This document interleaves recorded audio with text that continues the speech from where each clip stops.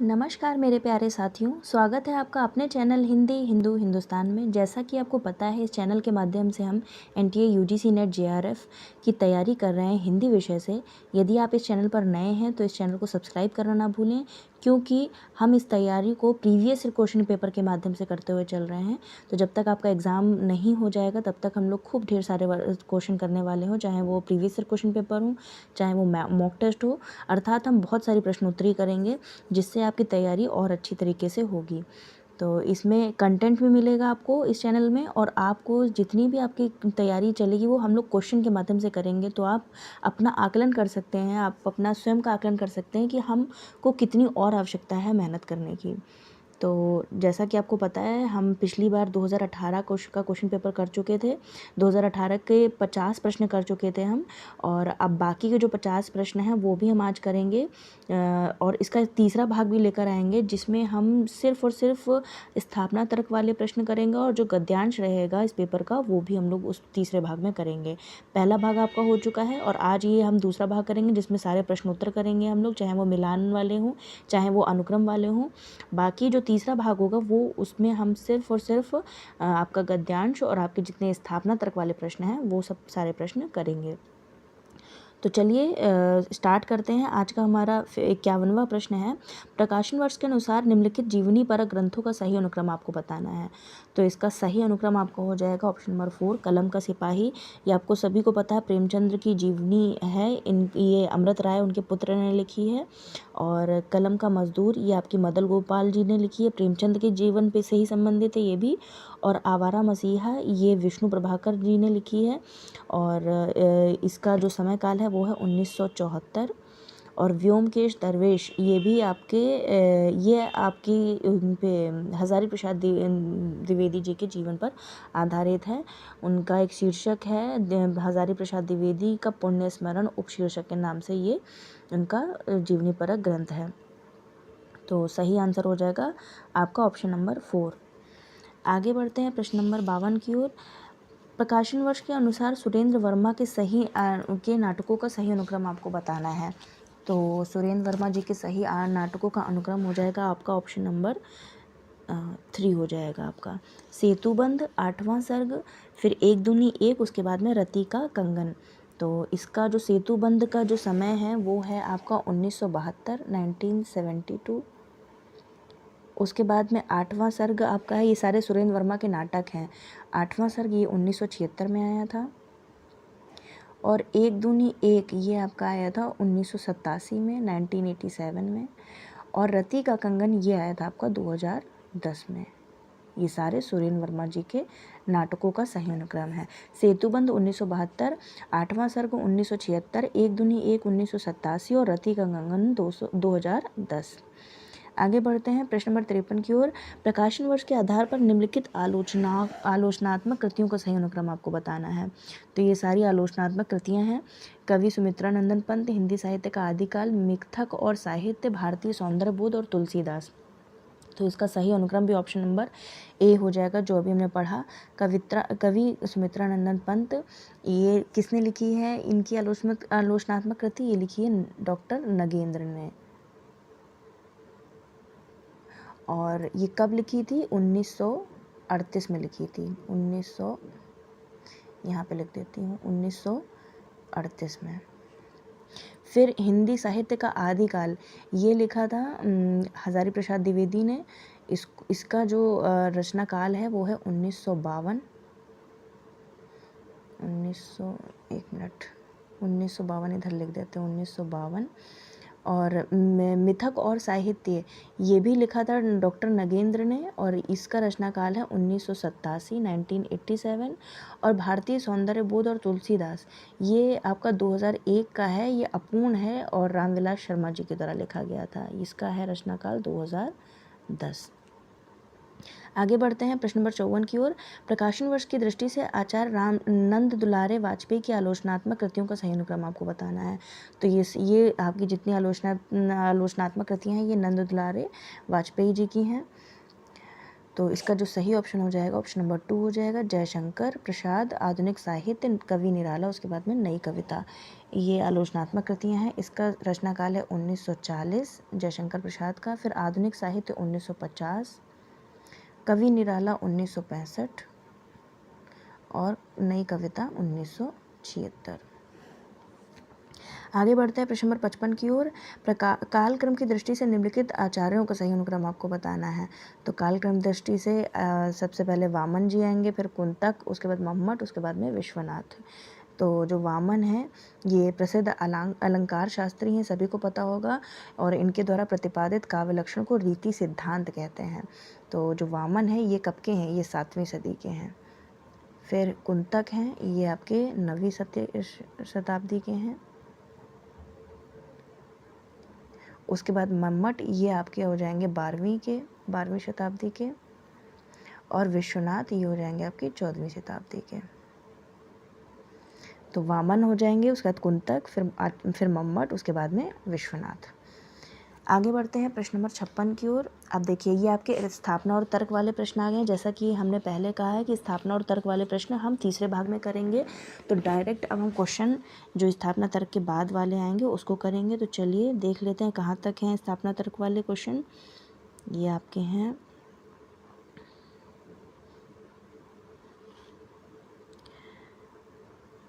प्रश्न नंबर 76। अब स्टार्ट करते हैं प्रश्न नंबर 76 की ओर। जो आपके अभी जो हमने कर लिए हैं प्रश्न, उसको छोड़ के जो स्थापना तर्क वाले हैं आपके 55 प्रश्न हो चुके थे। अब ये सीधे 76 प्रश्न है, तो इसको पहले करेंगे, उसके बाद में हम जो तीसरा भाग लेकर आएंगे वो उसमें स्थापना तर्क वाले करेंगे। निम्नलिखित बोलियों को उनके क्षेत्र के साथ सुमेलित कीजिए। तो ये बोलियाँ दी गई हैं, उनके क्षेत्र दिए गए हैं, तो उनके क्षेत्र को चलिए मिला लेते हैं।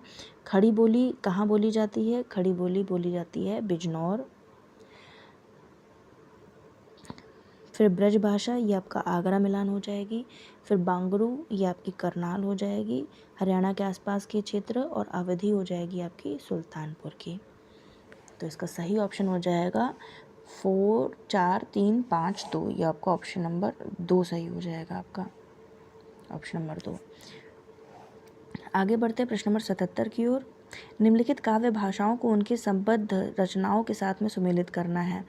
तो ये रचनाएं दी गई हैं और उनसे संबंधित मतलब कौन सी रचना है, तो भाषा दी गई है। तो भाषा जो रचनाएं हैं उनकी भाषा क्या थी उससे मिलान करना है आपको।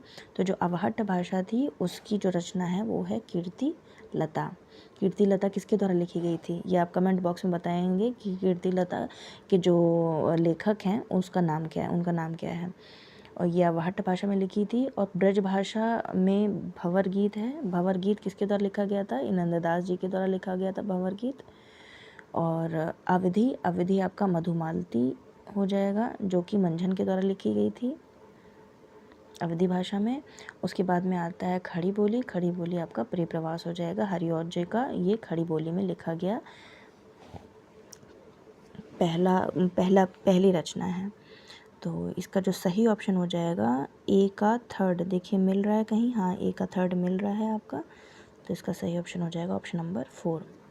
आगे बढ़ते हैं प्रश्न नंबर 78 की ओर। निम्नलिखित पंक्तियों को उनके रचनाओं से सुमेलित करना है।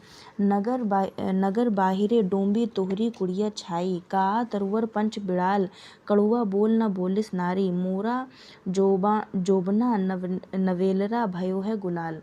तो चलिए इसको मिला लेते हैं। इसका जो ए का फर्स्ट ऑप्शन हो जाएगा, सेकंड ऑप्शन कण्हपा, नगर बाहिरे डोंबी दोहरी कुड़िया छाई कण्हपा। उसके बाद का तरुवर पंच बिड़ाल ये लोहीपा का हो जाएगा। फिर कड़वा बोल न बोलिस नारी ये आपका हो जाएगा नरपति नारे जी का। और मोरा जुबान नवेलरा भयो है गुलाल ये आपका हो जाएगा खुसरो जी का। खुसरो जी का जन्म कब हुआ था, 1253 में, और मृत्यु हुई थी 1325 में। खुसरो जी का है ये।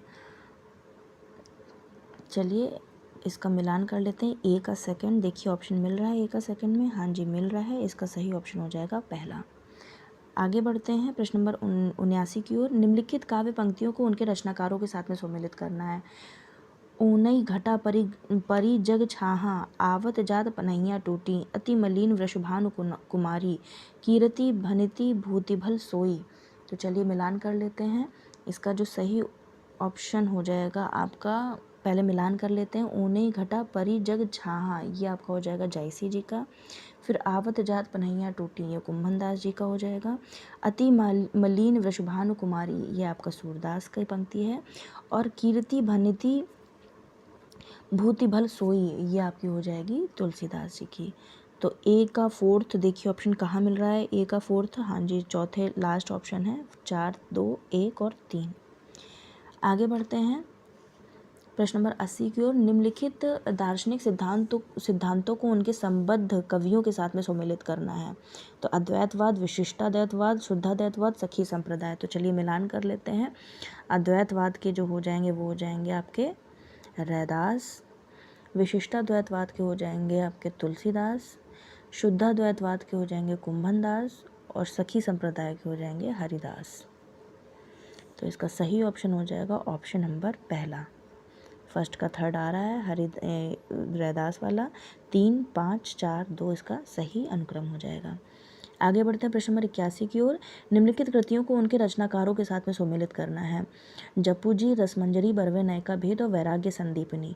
तो चलिए मिलान कर लेते हैं पहले। जप्पू जी ये आपका गुरु नानक जी का है।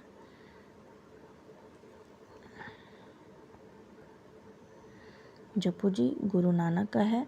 फिर रसमंजरी आपका आ जाएगा नंददास जी का। फिर बरवे नायका भेद ये आपका हो जाएगा रहीम का। और वैराग्य संदीपनी हो जाएगी तुलसीदास जी की कृति। और तुलसीदास जी की अन्य कृतियों के नाम हैं जैसे रामचरितमानस, कवितावली, गीतावली। और नंददास जी ने लिखी अनेकार्थ मंजरी, भागवत दशम, स्कंद श्याम सगाई, गोवर्धन लीला। और जो रहीम जी की है वो है रहीम दोहावली, बरवे मदनाष्टक, रास पंचाध्यायी, नगर शोभा। और जो गुरु नानक जी का है वो है गुरु ग्रंथ साहिब और 12 मासा। आगे बढ़ते हैं। इसका सही ऑप्शन हो जाएगा आपको ऑप्शन नंबर 3, 5, 3, 4, 1, ऑप्शन नंबर 3। आगे बढ़ते हैं प्रश्न नंबर 82 की ओर। निम्नलिखित रचनाओं को उनके प्रतिपाद्य के आधार पर सम्मिलित करना है। तो शिवराज भूषण, छत्र प्रकाश, बिरह वारिश और काव्य निर्णय। तो चलिए मिलान कर लेते हैं। शिवराज भूषण का हो जाएगा अलंकार निरूपण, छत्र प्रकाश का हो जाएगा आपका जीवन चरित, बिरह वारिश का हो जाएगा रीति स्वच्छंद वृत्ति, रीति स्वच्छंद वृत्ति। और काव्य निर्णय का हो जाएगा सर्वांग निरूपण। ये इनका प्रतिपाद्य है। तो चलिए इसका सही उत्तर देख लेते हैं। इसका ए का फोर्थ ऑप्शन है। देखिए ए का फोर्थ में, हाँ एक ही में दिया हुआ है, आपका ऑप्शन नंबर 2 सही हो जाएगा। आगे बढ़ते हैं प्रश्न नंबर 83 की ओर। निम्नलिखित रस प्रतिपादक कृतियों को उनके रचनाकारों के साथ में सम्मिलित करना है। तो जो रस सागर है ये आपकी हो जाएगी श्रीपति जी की। रस चंद्रोदय आपकी कवींद्र जी की है। रस राज आपकी मतीराम जी की है। और रस पीयूष निधि आपकी सोमनाथ जी की है। ए का फिफ्थ ऑप्शन है, देखिए कहीं मैच कर रहा है, हाँ जी मैच कर रहा है ऑप्शन नंबर 3 में। आगे बढ़ते हैं प्रश्न नंबर 84 की ओर। निम्नलिखित काव्य पंक्तियों को उनके रचनाकारों के साथ में सम्मिलित करना है। तो ये आपका काव्य पंक्तियाँ दी गई हैं और ये काव्य पंक्तियाँ किसके काव्य से ली गई हैं, तो उनके रचनाकारों के नाम लिखे हैं। तो आपको इसको मिलान करना है। दुख ही जीवन की कथा रही, क्या कहूँ आज जो नहीं कही, ये आपकी हो जाएगी निराला जी की। फिर हो जाएगा मैं दिन को ढूंढ रही हूँ जुगनू की उजियाली में, ये आपकी जुगनू की उजियाली में मन मांग रहा है मेरा सिकता हीरक प्याली में। तो ये आपका हो जाएगा महादेवी वर्मा जी का। फिर रोज़ सवेरे मैं थोड़ा सा अतीत में जी लेता हूँ क्योंकि रोज़ शाम में थोड़ा सा भविष्य में मर जाता हूँ, ये आपका अज्ञेय जी का है। और बिखरी अलकें जो तर्क जाल, वह विश्व मुकुट सा उज्ज्वल तल शशिखंड सदृश था स्पष्ट भाल, ये आपकी हो जाएगी प्रसाद जी की, जयशंकर प्रसाद की। तो इसका जो सही ऑप्शन हो जाएगा ऑप्शन नंबर 4, इसका फर्स्ट इसका सही ऑप्शन हो जाएगा 4, 3, 1 और 5। आगे बढ़ते हैं प्रश्न नंबर 85 की ओर। निम्नलिखित पात्रों को संबद्ध काव्य कृतियों के साथ में सम्मिलित करना है। तो ये जो कर्ण पात्र है ये किसका है, चलिए मिलान कर लेते हैं। कर्ण पात्र आपका रश्मिरथी का है। कमला जो पात्रा हैं ये आपकी प्रलय की छाया जयशंकर प्रसाद की रचना है, प्रलय की छाया। और औशीनरी आपका उर्वशी की है जो कि दिनकर के द्वारा लिखी गई है। और राहुल आपका यशोधरा का है जो कि मैथिली शरण गुप्त की रचना है। तो इसका जो सही उत्तर हो जाएगा वो हो जाएगा ऑप्शन नंबर 3। आगे बढ़ते हैं प्रश्न नंबर 86 की ओर। निम्नलिखित कवियों को उनके रचनाकारों के साथ में सम्मिलित करना है। तो यहाँ पे कवि दिए गए हैं अज्ञेय, बच्चन, रघुवीर सहाय और सुमित्रा नंदन पंत। तो चलिए मिलान कर लेते हैं। अज्ञेय जी का है पहले मैं सन्नाटा बुनता हूँ। उसके बाद में बच्चन जी का हो जाएगा सतरंगनी। रघुवीर सहाय जी का हो जाएगा सीढ़ियों पर धूप में। और सुमित्रा नंदन पंत जी का हो जाएगा कला और बूढ़ा चांद। तो चलिए मिलान कर लेते हैं। अज्ञेय का ए का थर्ड हो जाएगा, ए का थर्ड, हाँ जी तीसरे ऑप्शन में दिया है। तो आपका 3, 4, 5, 1 सही ऑप्शन हो जाएगा। आगे बढ़ते हैं प्रश्न नंबर 87 की ओर।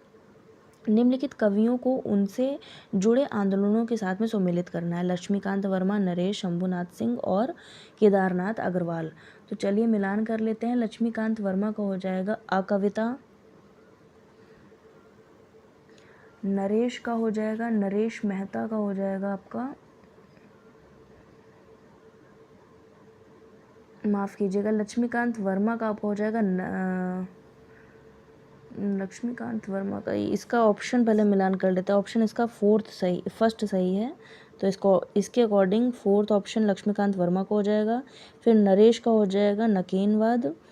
उसके बाद में शंभुनाथ सिंह का हो जाएगा नवगीत। और केदारनाथ अग्रवाल जी का हो जाएगा आपका प्रगतिवाद। तो ये इन आंदोलन से जुड़े थे। लक्ष्मीकांत वर्मा, फिर से मिलान कर लेते हैं। लक्ष्मीकांत वर्मा अकविता, फिर नरेश हो जाएंगे, नरेश आपके हो जाएंगे नकेनवाद के। उसके बाद शंभुनाथ सिंह हो जाएंगे नवगीत आंदोलन के। और केदारनाथ अग्रवाल हो जाएंगे प्रगतिवाद आंदोलन के। तो इसका सही ऑप्शन हो जाएगा ऑप्शन नंबर 1। आगे बढ़ते हैं प्रश्न नंबर 88 की ओर। निम्नलिखित कहानियों को उनके संबंध पात्रों के साथ में आपको जोड़ना है। तो कहानियाँ दी गई हैं, ये वाला हम लोग कर चुके हैं, हाँ जी ये वाला कर चुके हैं। प्रश्न नंबर 88 है आकाशदीप, दिल्ली में एक मौत, उसने कहा था, और ग्रेगिन। तो चलिए मिलान कर लेते हैं। आकाशदीप के जो पात्र हैं वो हैं आपके बुद्धगुप्त। फिर दिल्ली में एक मौत, ये कहानी कमलेश्वर जी की, ये आपका हो जाएगा इसमें अतुल। और उसने कहा था, इसका हो जाएगा बोधा सिंह। और ग्रेगिन की हो जाएंगी मालती। डी का फोर्थ ऑप्शन देखिए कहीं मिल रहा है, डी का फोर्थ, हाँ जी मिल रहा है, ऑप्शन नंबर बी में मिल रहा है। तो इसका सही उत्तर हो जाएगा 1, 2, 3, 4।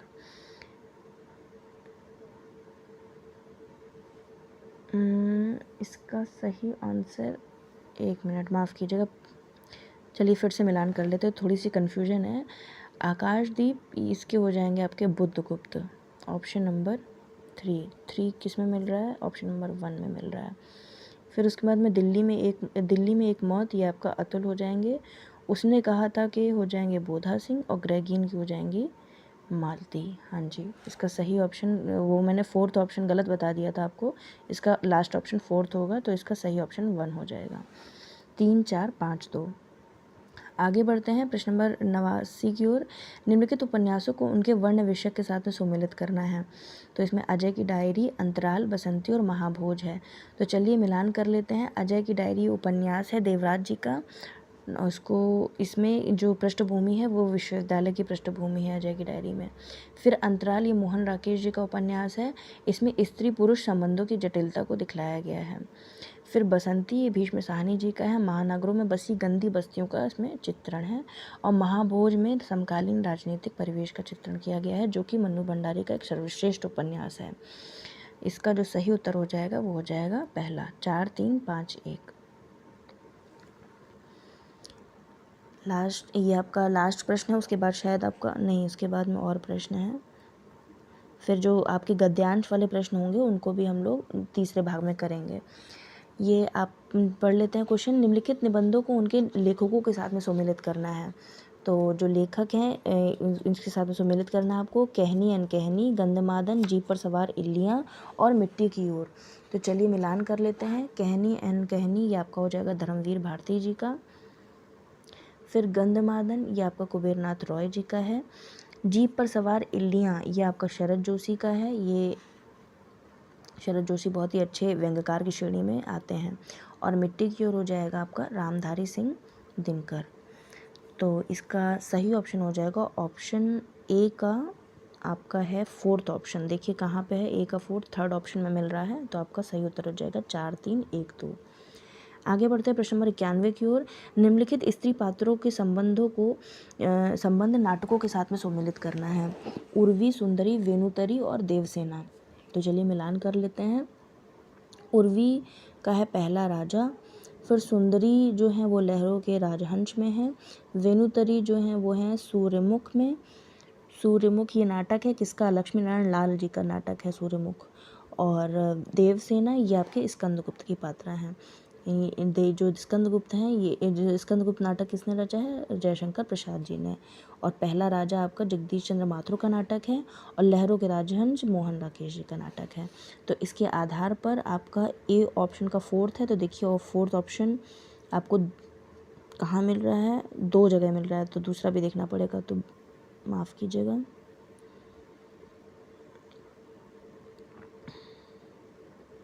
फिर फिर आपका बी ऑप्शन, आपका बी ऑप्शन मिल रहा है 5th में, सुंदरी का लहरों के राजहंस में। तो आपका इसका सही उत्तर हो जाएगा ऑप्शन नंबर 3, 4 5 1 2, 4 5 1 और 2। आगे बढ़ते हैं प्रश्न नंबर 92 की ओर। निम्नलिखित उपन्यासों को उनके संबंध पात्रों के साथ में सम्मिलित करना। सूरज का 7वां घोड़ा, मैला आंचल, 1 इंच मुस्कान और तमस। तो चलिए मिलान कर लेते हैं। सूरज का 7वां घोड़ा के हैं माणिक मुल्ला, मैला आंचल के हैं आपके विश्वनाथ प्रसाद, 1 इंच मुस्कान की हैं रंजना, और तमस के हैं नत्थू। तो इसका सही उत्तर हो जाएगा आपका ऑप्शन नंबर 1, 4 3 1 5। सूरज का 7वां घोड़ा धर्मवीर भारती जी का उपन्यास है, और फणीश्वर नाथ रेणु जी का है मैला आंचल, जो कि 1954 में लिखा गया था। राजेंद्र यादव और मनु भंडारी का ये सहलेखन के साथ में उन्होंने उपन्यास लिखा था, 1 इंच मुस्कान। और लास्ट में है तमस, भीष्म साहनी के द्वारा लिखा हुआ, 1973 में लिखा गया था। तो इसका सही उत्तर हो जाएगा 4 3 1 5, ऑप्शन नंबर 1। आगे बढ़ते हैं प्रश्न नंबर 93 की ओर। निम्नलिखित गद्य रचनाओं को उनके लेखकों के साथ में सम्मिलित करना है। तो हम हशमत, ये आपका हो जाएगा कृष्णा शोभिती जी का। फिर बच्चन निकट से, ये हो जाएगा अजीत कुमार का। और माटी की मूर्तें, ये आपको सबको पता है रामरक्ष बेनीपुरी जी का है। और चीड़ों पर चांदनी, ये निर्मल वर्मा का यात्रा वृतांत है। और इनका एक और, निर्मल वर्मा का एक और है परिंदे। ये परिंदे कहानी, ये भी अक्सर एग्जाम में पूछी जाती है। इसके पात्रों के नाम, परिंदे कहानी कब आई और ये किसके द्वारा लिखी गई, ये जरूर याद कर लीजिएगा। कृष्णा सोबती की भी बहुत इंपॉर्टेंट रचनाएं हैं, बादलों के घेरे, यारों के यार, मित्रों मरजानी। और रामरक्ष बेनीपुरी जी के हैं पतितों के देश में, चिंता के फूल। और अजीत कुमार जी के हैं छुट्टियाँ, छाता और चारपाई। तो इसका सही हम हशमत का फोर्थ ऑप्शन देखते हैं कहाँ मिल रहा है, ऑप्शन नंबर आपका 2 में है, 4 1 2 और 5। आगे बढ़ता है प्रश्न नंबर 94 की ओर। निम्नलिखित काव्यांशों को उनके अलंकारों के साथ में सम्मिलित करना है। रहीमन पानी राखिए बिन पानी सब चून, पानी गए न उबरे मोती मानुस चून। बंसी धुनि सुनि ब्रज बधु चली विसार विचार, भुज भूषण पहिरे पगनी भूजन लपेटे हार। जिन दिन देखे वह कुसई गई सुबीती बहार, अब अली रही गुलाब की अपत कंटेली डार। उदित उदयगिरी मंच पर रघुबर बाल पतंग, बिकसे संत सरोज सब हर्षे लोचन भृंग। तो इसका जो रहीमन पानी राखिए, ये तो आपका पहले से पढ़ते चले आ रहे हैं, ये मानुषी, ये श्लेष अलंकार है। फिर बंसी धुन सुनी, ये आपकी असंगति अलंकार है। और जिन दिन देखे वे कुसुम, इसका हो जाएगा नियुक्ति अलंकार। और उदित उदयगिरी मंच पर रघुबर, इसका सही ऑप्शन हो जाएगा आपका रूपक अलंकार। तो ए का थर्ड ऑप्शन है, देखिए किस में मिल रहा है, ए का थर्ड, हाँ जी फर्स्ट ही ऑप्शन मिल रहा है, थर्ड तीसरा पहला और चौथा और दूसरा इसका सही अनुक्रम हो जाएगा। ऑप्शन नंबर ए सही हो जाएगा। आगे बढ़ते हैं प्रश्न नंबर 95 की ओर। निम्नलिखित अवधारणाओं को उनसे संबंधित आचार्यों के साथ में सम्मिलित करना है। उत्तर संरचनावाद, यथार्थवाद, स्वच्छंदतावाद और उत्तर आधुनिकतावाद। तो चलिए मिलान कर लेते हैं। उत्तर संरचनावाद से जुड़े हुए हैं आपके D.H. लॉरेंस। फिर यथार्थवाद के हैं जॉर्ज लुकाच। स्वच्छंदतावाद के हैं फ्रेडरिक जेम्सन। और उत्तर आधुनिकतावाद के हैं आपके लुई अल्थ्यूसर। तो इसका जो सही ऑप्शन हो जाएगा ऑप्शन नंबर 3 इसका सही हो जाएगा। 5 4 2 1। ठीक है, ये गद्यांश आ गया है। गद्यांश भी पढ़ेंगे, उसके सारे प्रश्न करेंगे तो बाकी आपका 100 प्रश्न कंप्लीट हो जाएंगे यहाँ पे। तो ये वाले प्रश्न और जो आपके जो रह गए हैं आपके 2018 क्वेश्चन पेपर के ही ये स्थापना तर्क वाले, ये भी हम लोग नेक्स्ट पार्ट में देखेंगे। तो अभी तक अपना रिवीजन करिए, वीडियो को बार बार देखिए ताकि आपका और भी पक्का होता चला जाए जो आप पढ़ रहे हैं। और यदि वीडियो अच्छा लगा हो तो इसको लाइक कीजिए, शेयर कीजिए। और अगर आपको कोई सुझाव हो या समस्या हो तो आप कमेंट बॉक्स में जाकर के पूछ सकते हैं। Thanks for watching.